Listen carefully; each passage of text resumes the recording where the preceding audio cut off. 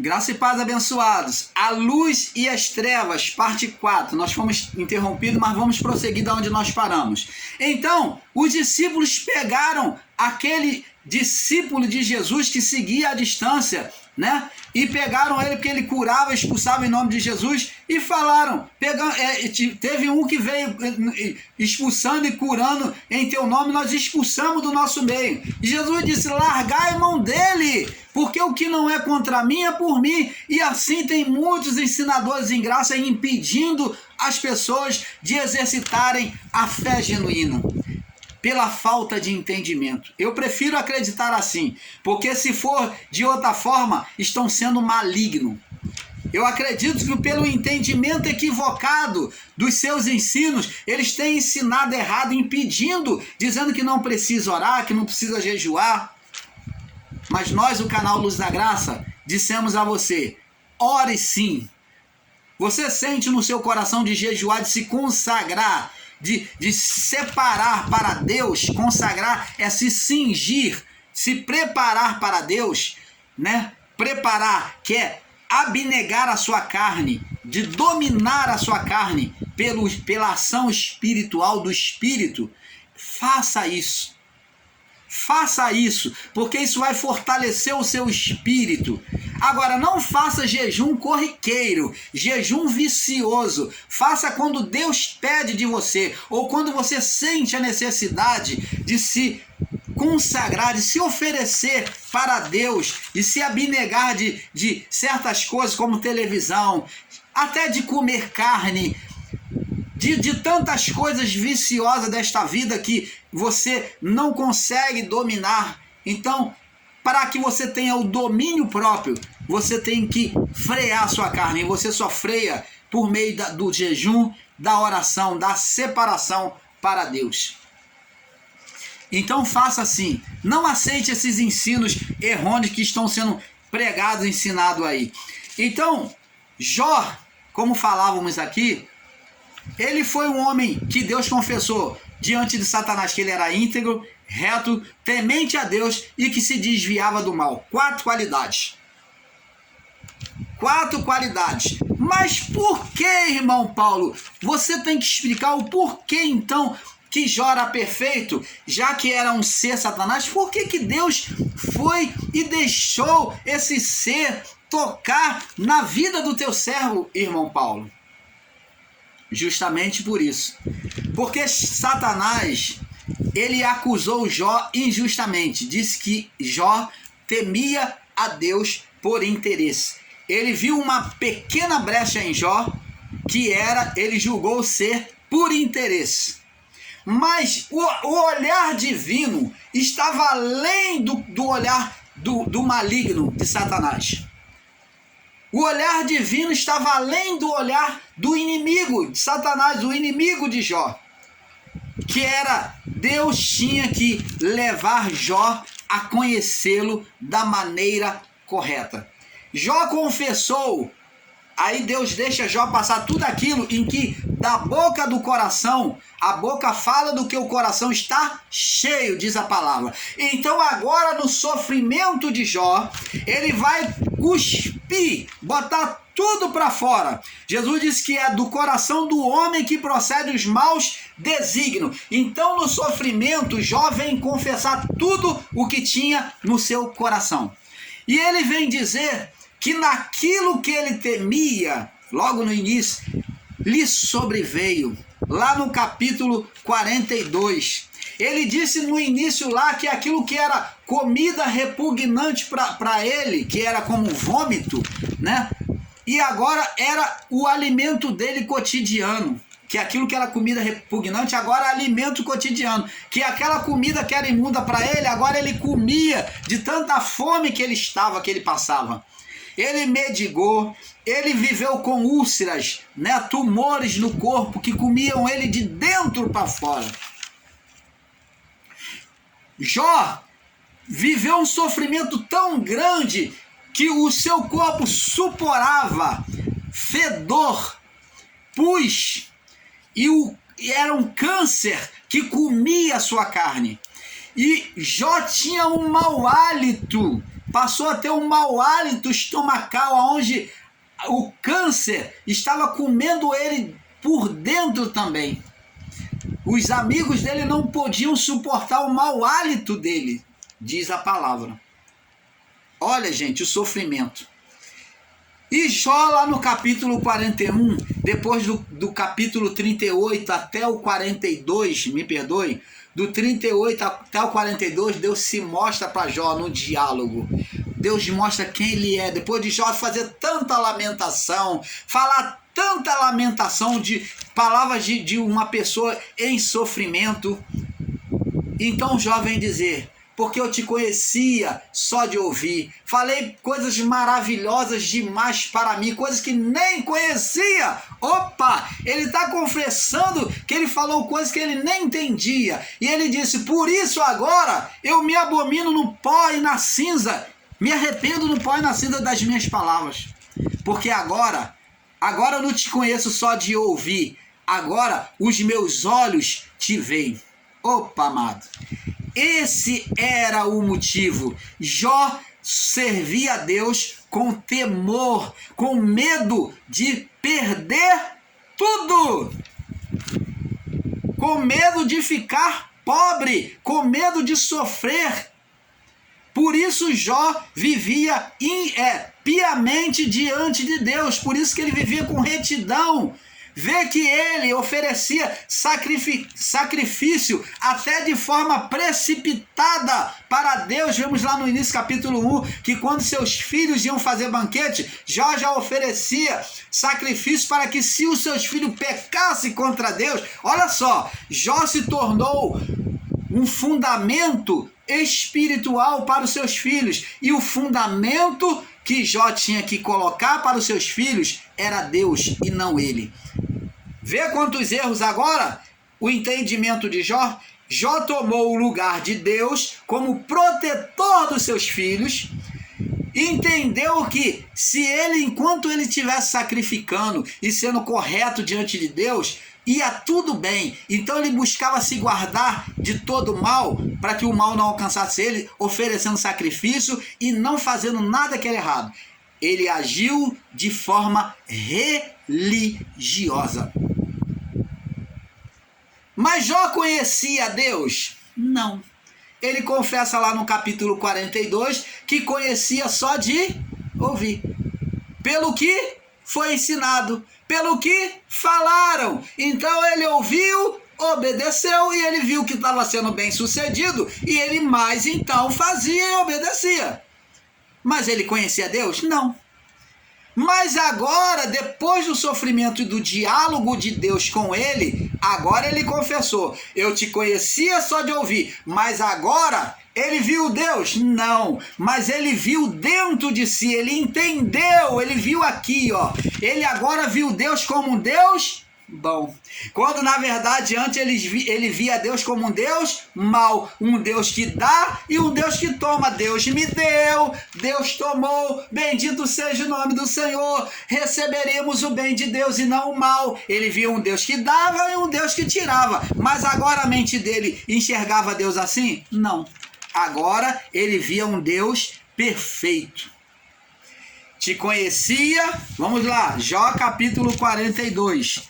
Te conhecia só de ouvir, mas agora os meus olhos te veem.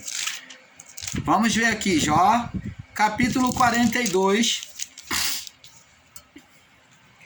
Vamos ler o capítulo 42 até o verso 6. Diz aqui: então respondeu Jó ao Senhor, depois de ouvir Deus no diálogo, né, do 38 até aqui o 42. Então agora Jó vai falar. Jó ouviu a Deus, e agora, diante do diálogo, ele entendeu quem era Deus e como Deus se manifestava. Então respondeu a Jó, dizendo, agora ele falou: bem sei que tudo pode, ó, o Senhor pode tudo. Eu não preciso viver sob temores, que nem eu vivia. Eu não preciso sacrificar com temor de o mal me alcançar. Tanto que ele diz: o que eu temia me sobreveio, o que eu receava me aconteceu. Ele temia aquilo? Temia. Ele tinha receio de passar por aquilo? Tinha. Por isso que ele sacrificava antes. Por isso que ele tomava a primazia, né? Ele tinha uma certa idolatria pelos seus filhos, porque ele não mostrava Deus aos seus filhos, mas ele mostrava Deus através dele. Ele era o Deus dos seus filhos. Ele era o fundamento dos seus filhos. Mas Deus não queria isso. Deus queria que ele mostrasse Deus para seus filhos. Deus como fundamento. Vê como é que Deus vem mudar isso? Agora, Deus vai ser o fundamento dos filhos, dos novos filhos de Jó. Ele diz aqui, ó. Eu bem sei, verso 2, que tudo pode e nenhum dos teus planos pode ser impedido. Eu sei que tudo tu pode fazer, e que o Senhor tiver que deixar eu passar por isso, eu vou passar, não adianta eu temer, porque vai me sobrevir, vai me alcançar. O que eu tiver que passar, se o Senhor permitir, eu vou passar. Ó, e diz aqui, ó, ele agora se corrige e diz assim, ó, quem é este que sem conselho, que sem conhecimento encobre o conselho? Ele está falando de si mesmo. Quem é este? Quem é este que sem conhecimento encobre o conselho, as coisas retas, a retidão? Ele se achou como justo, por isso ele se lamentou. Mas a partir do momento que ele ouviu a Deus, agora ele vai dizer aqui, ó, porque falei, não, por isso relatei o que não entendia.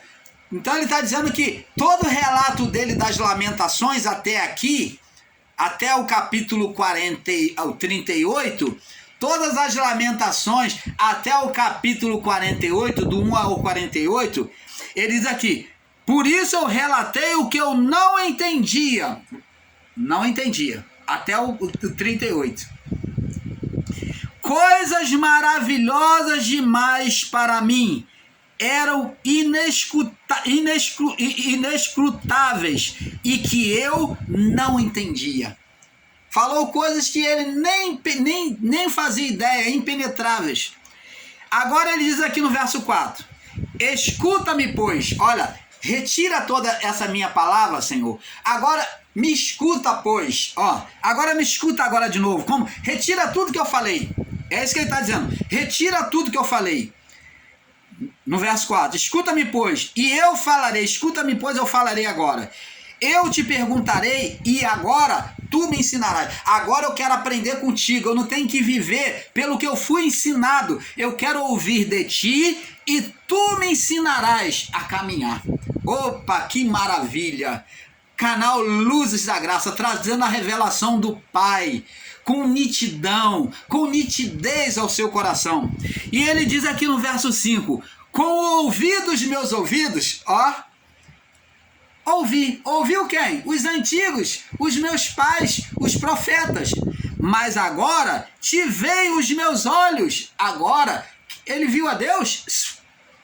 Irmão Paulo, ele viu a Deus? Não, ele viu agora Deus aqui, ó, como um Deus bom, e não como um Deus que deu e Deus tomou. Ele viu agora Deus como um Deus bom, não como um Deus mau que toma.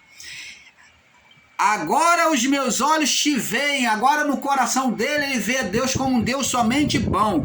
Por isso, verso 6, me condeno, me abomino e me arrependo no pó e na cinza. Por isso eu faço agora um jejum de purificação, de arrependimento, matando, ó, como se tivesse morrido o antigo Jó, e agora nascendo o novo Jó, no pó e na cinza. Você está entendendo, amado? Engraçado que eles dizem aqui que a ave fênix era um ser humano que, no seu estado de glória decaído, que cai em tribulação, em morte e perde tudo, então cai no pó e na cinza e renasce da cinza. Isso daqui está baseado no livro de Jó, fala da ave fênix, que é o ser humano, a representação divina no homem, que faz ele reviver, porque Jó vai para o pó e na cinza condenar aquela vida passada e agora está arrependido para levantar dali do pó e na cinza revigorado. Como Davi, que se arrependeu no pó e na cinza diante da morte do seu filho, para que seu filho revivesse, seu filho não reviveu. Davi, então, quando ele morreu, Davi se levantou dali e foi viver em novidade de vida com Deus. Você está entendendo, amado? Então, aqui houve um renascimento, por isso me abomino e me arrependo no pó e na cinza. Então, abençoado, agora, com o homem quando trouxe as trevas, agora as trevas, elas vêm atuar na vida do homem. Adão e a sua mulher foram apagados da sua luz. Isso mostra que nos céus não existe pecado, nunca existiu. Onde somente sem a luz se pode enxergar o pecado. Quando eles perdem a luz é que eles enxergam que estavam nus, né? Gênesis 3, 7 ao 11. Agora vamos enxergar mais perto sobre a palavra de Mateus 6, 22, 23. Jesus diz, são os olhos da lâmpada, os olhos a candeia do corpo. Se teus olhos forem bons, todo o teu corpo será luminoso. Porém, se teus olhos forem maus, todo o teu corpo andará em trevas. Veja que o olhar do homem foram maus, trazendo trevas para o corpo espiritual. Veja também que esta palavra está interligada com o verso 24, né? 24, que está relacionado à escolha que o homem fez no plano espiritual, de servir a outro senhor, o ser Satanás. Vamos lá no livro de Eclesiastes. Eclesiastes, capítulo 2.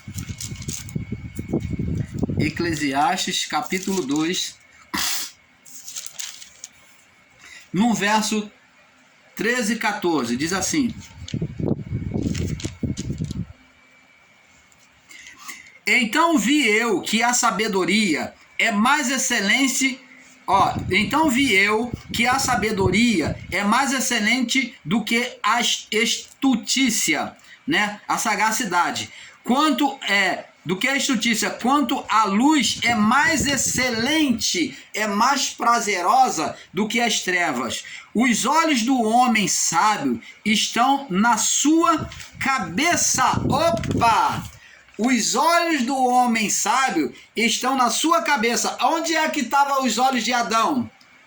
Antes do pecado? Na sua cabeça, no seu entendimento. Opa! Olhando Deus como um Deus bom. Agora, os homens que olham Deus como Deus mau, os olhos estão na cabeça, olhando Deus como Deus mau. A partir do pecado, agora os olhos de Adão viram a Deus como um Deus ora bom e ora mau, como Jó. Deus me deu, Deus tomou. Receberemos o bem de Deus e não o mal.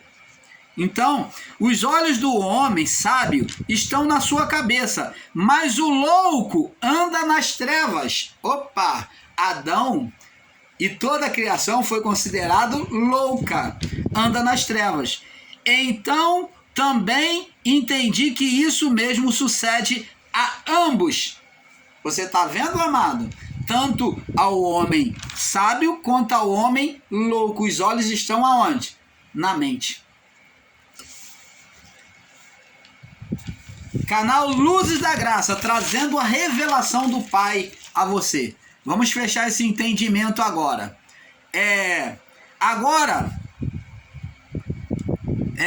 Com a vinda do Messias, o segundo Adão, Jesus veio como portador da luz. Vamos lá, João capítulo 8.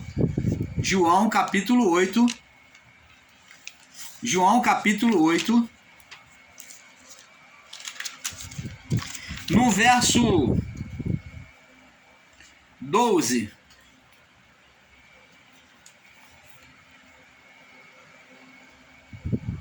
João capítulo 8, no verso 12. João capítulo 8, no verso 12. Vamos ver aqui. Diz assim: Falou-lhes, pois, Jesus outra vez, dizendo: Eu sou a luz do mundo. Quem me segue não andará em trevas. Opa! Jesus está falando agora que ele é a substituição de Adão. O Adão perfeito. O segundo ou o último Adão, né? Você pode dizer o último Adão como o segundo Adão. Então agora ele vem fazer a substituição de Adão, que era a luz no mundo e se apagou. Agora ele vem dizer, Jesus vem falar que ele é a luz do mundo. Quem era a luz? O Lúcifer, como descrito lá no livro de Isaías 14. Ele era o Lúcifer, a luz do mundo. Quem era o Lúcifer na criação? Adão. Ele era o portador da luz. Agora, com a luz apagada, Jesus agora vem ser a luz do mundo. Vem substituir o primeiro Adão. Então, Lúcifer significa portador da luz. Então, Jesus estava dizendo que eles tinham luz ali, nele. Depois ele vem transferir essa luz para os discípulos. Mateus capítulo 4, ele vem dizer... Mateus capítulo 4, ele vem dizer que os discípulos são a luz do mundo. Ele vem dizer que os discípulos são a luz do mundo. Mateus capítulo 4, no verso... Não, ele vem dizer para os discípulos no capítulo... Lucas capítulo 12, no verso 3, ele vem dizer que vós sois a luz do mundo, né? Não se acende uma candeia e se bota debaixo do alqueire. Aqui no Mateus capítulo 4, 16, o povo que estava assentado nas trevas viu uma grande luz. Trevas por quê? Porque de Adão até, vamos dizer, até a cruz, ou até o juízo, que é melhor, vamos botar melhor assim para se entender, que fica mais correto. De Adão até o juízo, o mundo foi considerado o mundo das trevas. Então, o povo que estava em trevas viu uma grande luz, e os que estavam assentados na região da sombra da morte, a luz raiou. Quem era essa luz? A luz é Jesus por meio da sua palavra. Então, amados, vamos ver agora no livro de Salmos, Salmo 23. No Salmo 23 também podemos ver aqui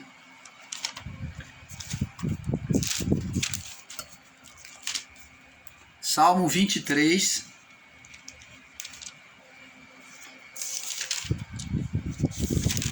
Salmo 23, no verso 4, diz assim. Deixa eu ver, Salmo, o irmão Paulo passou aqui, peraí. Salmo 23, no verso 4. Ainda que eu andasse pelo vale da sombra da morte, não temeria mal algum, porque tu estás comigo, e a tua vara e teu cajado me consola. Então, aqui está falando da presença de Deus como luz que está com ele.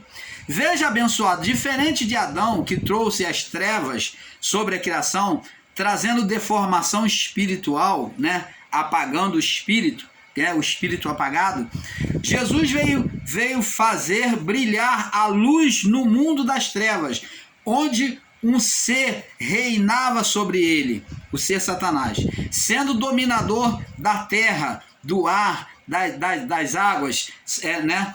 Lucas 4, do 5 ao 8. Então ele diz que é dominador do reino do mundo, que ele dá a quem ele quer. Lucas 4, do 5 ao 8. Pode ler lá, que o Satanás confessa, porque a mim me foi entregue. Agora com a luz, que é Jesus, tudo seria nítido. Vamos ler lá no livro de Lucas capítulo 12. Com a luz, que é Jesus, tudo seria nítido. Lucas 12, no verso 3. Jesus fala sobre a nitidez da luz. Vamos ler do 2 em diante. Nada está encoberto e que não haja de ser descoberto, nem oculto que não haja de ser sabido, porque tudo que tem em treva, tudo que em treva disseres, a luz será ouvido, e o que falaste aos ouvidos no gabinete, sob os telhados serás pregado. Então, agora diante do ministério da luz, Jesus vem revelar todas as coisas ocultas ao homem. Por isso que ele vem revelar que os inimigos do homem não eram físicos, mas que existiam forças espirituais por trás dos inimigos. Ele vem dizer: amai os vossos inimigos e orai por aqueles que vos perseguem. Então ele vem mostrar agora com a sua luz, com nitidez, com o ministério do Espírito, que forças espirituais atuavam por meio dos homens inimigos de Israel. Agora, diante da luz do ministério da graça, do ministério de Cristo, ele vem mostrar toda a atuação espiritual que não era possível ser enxergada. Ele vem mostrar agora com nitidez espiritual, para que os homens enxergassem a manifestação espiritual diante daquilo que acontecia no plano físico, que existia uma força espiritual atuando na mente dos inimigos do povo de Israel. E que agora ele vem dizer: ora, amai os vossos inimigos, ame aqueles que são seus inimigos, e orem por aqueles que estão perseguindo, falando mal de vós. Se orar bendizei aos que vos maldizem, orai por aquele que vos persegue. Você está vendo agora como é que ele vem mostrar que a reação agora tem que ser espiritual, que existia uma força por trás daquilo? E ainda tem irmãos ensinadores em graça que dizem: não, irmão, não existiu o seu Satanás, não. Aquilo era o homem, aquilo era a mente do homem. Falando igual o velhinho aí, ensinando, desviando a verdade das pessoas, dizendo que era a natureza humana, que era o daimon kakós, que o homem tem o daimon e o daimon cacos daimon, que aquilo era o cacos daimon no homem. Opa, amado, Jesus disse que eram forças espirituais e ele manda vencer por meio de ação contrária, de bondade, por meio de oração, de amor, porque era ação espiritual. E diz mais aqui,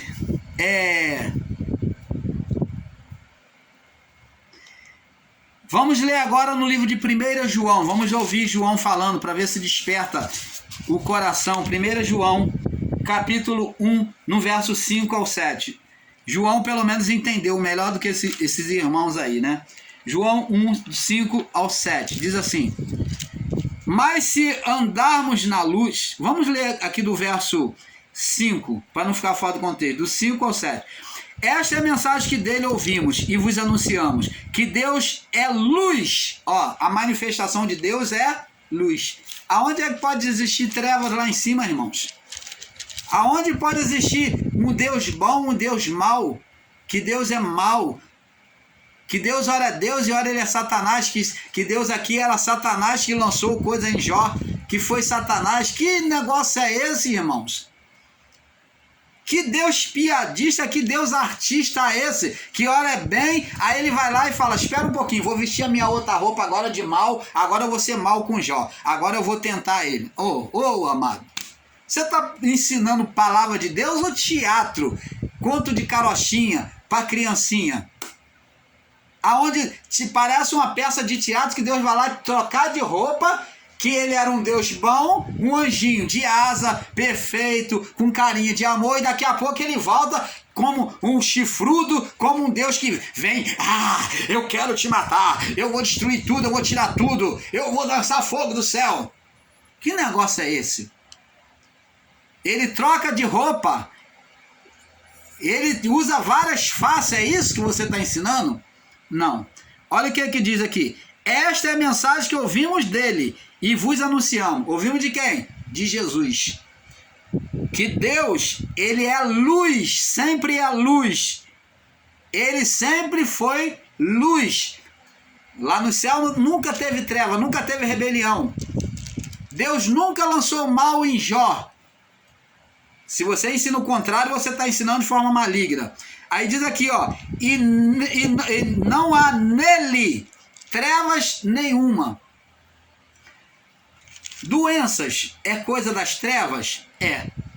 Malignidade é coisa das trevas? É. O estado de Jó foi um estado das trevas? Foi.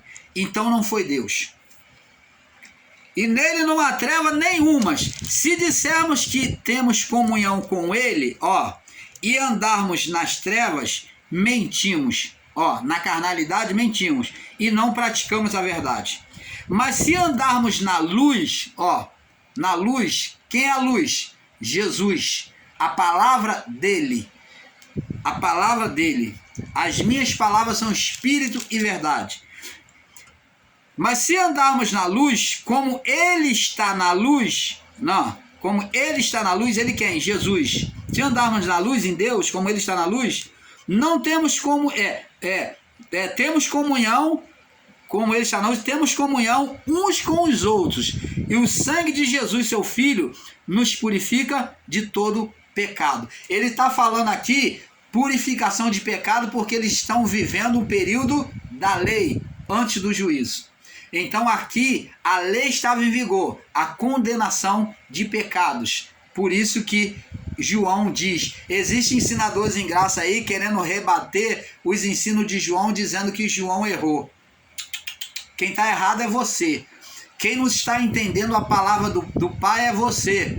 Porque João viveu o período de transição, tanto lei quanto graça, mas ele veio da lei, ele estava vivendo sob o período da lei. Então, assim como Jesus disse, eu não vim abrogar a lei, eu vim cumprir. Jesus não cumpriu a lei? João também vivia sobre a lei e não havia nenhuma condenação sobre isso. Por isso que ele fala que aquele que diz que não tem pecado é mentiroso. Por que ele está falando de pecado? Porque ele estava vivendo um período da lei, que trazia condenação do pecado. Somente após o juízo é que a condenação de pecado foi retirado. Você está entendendo, amado?